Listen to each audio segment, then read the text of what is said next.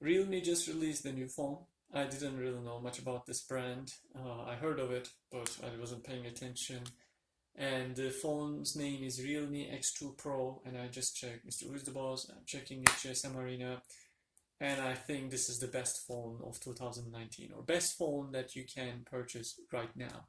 Then looking at the specs, there are some top specs. There are some things that might be missing, depending on what your use case is going to be.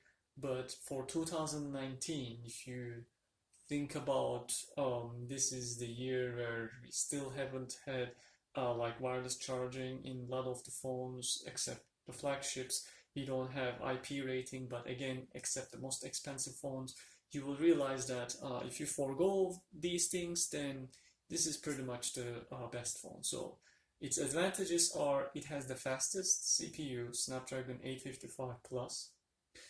It has 6.5-inch of full high definition plus resolution AMOLED screen. It has both front and black glass, Gorilla Glass 5. It has 90 Hz refresh rate, which something now is coming to flagships, and even some flagships don't have it yet, like Apple doesn't have it, Samsung Note does not have it yet, but this one has 90 Hz refresh rate. It has 4 cameras, and the largest one is 64 megapixel. It has 2x optical zoom in the 13 megapixel, and it has stereo speakers. It has basically top and bottom speakers, and it has a headphone jack. Wow, so it still has an headphone jack despite all these things, and it weighs almost 200 gram, no, 199.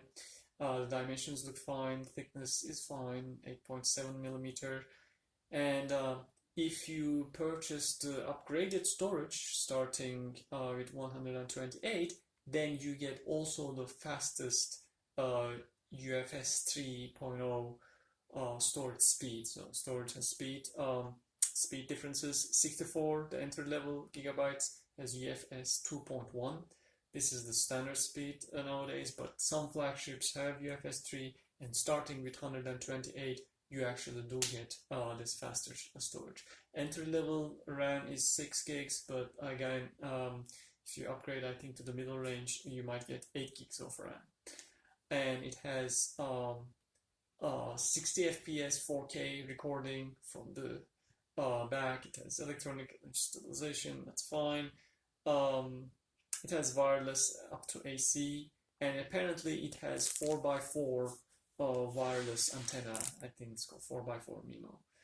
And something that really distinguishes this phone from a lot of phones, it has 50 watt very fast battery charging, which apparently charges in like almost half an hour the entire battery. That's insane. I don't know, of course, this is going to eat up from some battery health from in the future, but at least if it works as it intended, then it is great. Now, what is it missing? It has no wireless charging. Remember, only the top level flagships have that. We are looking at phones that are $800 or more that have this wireless charging. It has no IP resistance. Again, only top levels have certified resistance of water and such. And it unfortunately does not have MicroSD card slot, which is maybe the biggest problem. I wish it had MicroSD card slot so that you could purchase the entry level with the slower storage, 6 gigs of RAM, but still it will be still super fast with the CPU and can expand it. Now you have to purchase the 188 gigabytes for that, and of course still without SD card, yeah, you might run into some storage issues later on. But if you basically neglect that, and if you go to 128, which is okay for entry level storage going into 2020, and if wireless charging, IP rating is not the big thing here, then this pretty much is the phone to beat, because it has pretty much, it has a headphone jack with all these things. It has a notch, a teardrop notch, nothing mechanical on the outside, and supposedly good audio, at least stereo audio. I think for 2019, as we are now approaching the end of this year, at like around $500 with this upgraded model, you cannot beat this price. You cannot get much more features, I think, embedded in a phone. There will be some other aspects. There might be some mechanical camera. There might be slower storage. There might be, I mean, that insane charging speed is almost unique. I guess only one or two phones have something that can rival that speed. Again, of course, we will see how it goes in the long run. And it has a glass back, so it's almost there. And of course, it has Android 9, but it will be upgraded to Android 10.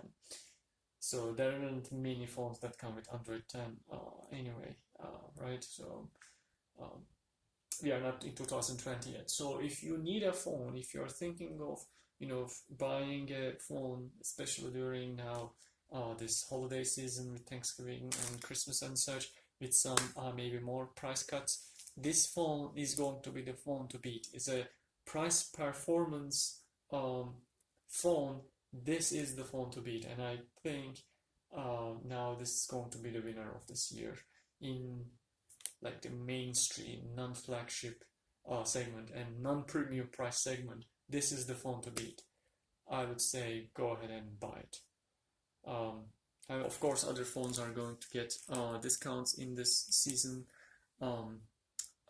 these 2 months. But I mean, this phone being not a very known brand, I assume they are also going to have some discounts depending on the seller.